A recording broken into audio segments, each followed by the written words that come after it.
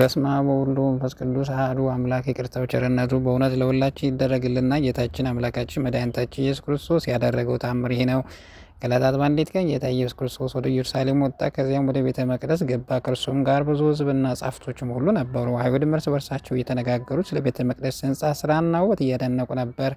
ከዚያም ወደ ጌታ ኢየሱስ ክርስቶስ ዞር ብለው መምህር ሆይ የዚችን ቤተ መቅደስ ስራዋንና ክብሯን፣ ከፍቷን፣ ጌጧን ሁሉ ትመለከታለህ አሉት። ጌታ ኢየሱስ ክርስቶስ እርግጥ ነው እናንተ እንዳላችሁ ታምራለች፣ ነገር ግን ፍቃዳችሁ ቢሆን ለአፈርሳትና እኔም በሶስተኛው ቀን መልሼ እሰራታለሁ አላቸው። አይሁድም ስለዚህ ነገር ሰዎች እንደ እብድ ይቆጥሩሃል አሉ። ጌታ ኢየሱስ ክርስቶስ ነገሬን እንደ እብድ ብትቆጥሯት የማደርገውን ታምራት ልትንቁና ልታቃሉ ትችላላችሁ አላቸው። ታምራት በማድረግ ታይተን ቃልህን እናምን ዘንድ እናቃልላለን፣ ነገር ግን የማይገባ ነገር ትናገራለህ፣ እነርሱ ራስህን አምላክ ታደርጋለህ አሉት። ዳግመኛም ጌታ ኢየሱስ ክርስቶስ እንዲህ አላቸው፣ አባቴ የሚሰራውን ስራ የምሰራ ከሆንኩ አትመኑብኝ አላቸው። ከዚያ ወደ ቤተ መቅደስ መለስ ብሎ አየና ሕዝቅኤል በራእዩ ያየውን 4 እንስሳት የተሸከሙት ሰረገላ ወደ መንኮራኩሩ ተመለከተ። ይህም 4 እንስሳት ፊታቸውን የሰው፣ የአንበሳ፣ የንስር፣ የበሬ ወይም የላም መልክ ይመስል ነው።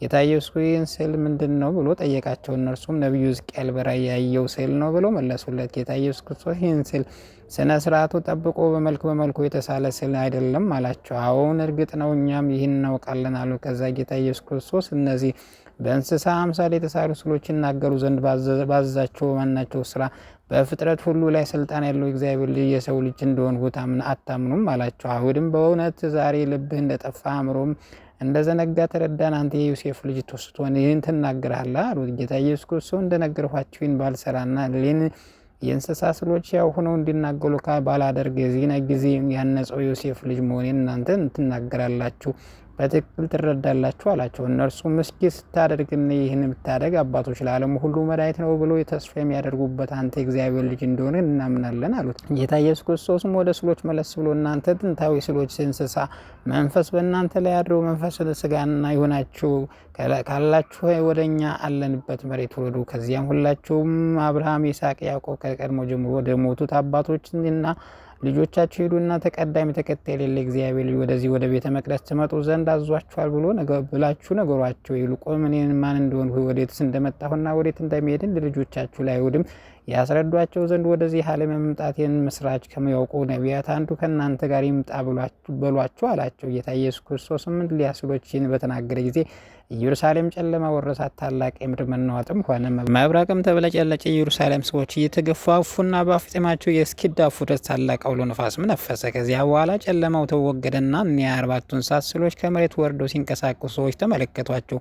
ከዚያም እኒያ የሰው ፊት፣ የላም ፊት፣ የንስር መልክ፣ የአንበሳ ገጽ ያላቸው 4 እንስሶች ወደ አብርሃም፣ ወደ ይስሐቅ፣ ወደ ያዕቆብ 12ቱ ልጆች እርሰ አበው የመቃብር ቦታ ፈጥነው ሄዱ። ንስሩ ግን ወደ ሙሴ መቃብር ሄደ። ከዚያም ጌታ ኢየሱስ ክርስቶስ እንዳዘዛቸው ከመቃብራቸው ጠርተው ቅጾት ከኢየሩሳሌም ቤተ መቅደስ አደረሷቸውና በዚያ የሚገኙ እስራኤል ልጆች ሁሉ አይተዋቸዋል።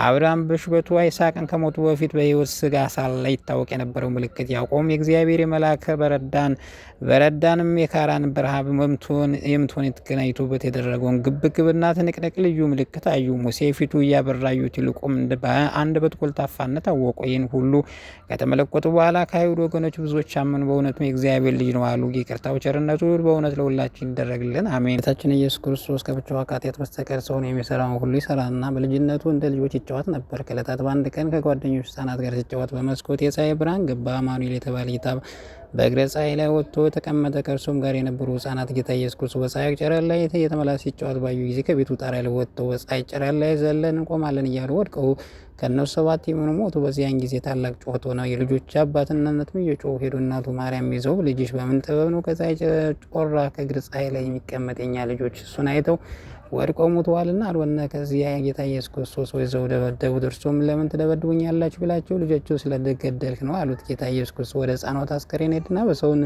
በእውነት እኔ የገደልኋቸው አላቸው። እነሱም ተነስተው በአንድ ቃል አቤቱ ጌታችን አምላካችን መድኃኒታችን ኢየሱስ ክርስቶስ አንተስ ትንሣኤያችን ነህና ለአንተ ምስጋና ይገባል፣ ለላከህም ለአብ ምስጋና ይገባል፣ ለባሕርይ ሕይወትም መንፈስ ቅዱስ ምስጋና ይገባል። መላእክት በሰማይ ለእግዚአብሔር ምስጋና ይሁን፣ በምድር ለሰላም እርሱ የፈቅደው ለሰው ልጆች ነጻነት ተሰጥቷል እያሉ ሲያመሰግኑ ሰምተሃል አሉ። የሕፃኑ ወላጅ ወይም ሰምተው ተገልጸህና ይህ ዘንድ ነቢያት የተናገሩልህ በማለት ገሰገሩ። ይህም ብለው ወደ ቤታቸው ሄዱ። ይቅርታው ቸርነቱ በእውነት ለዘላለም ይደረግልን አሜን።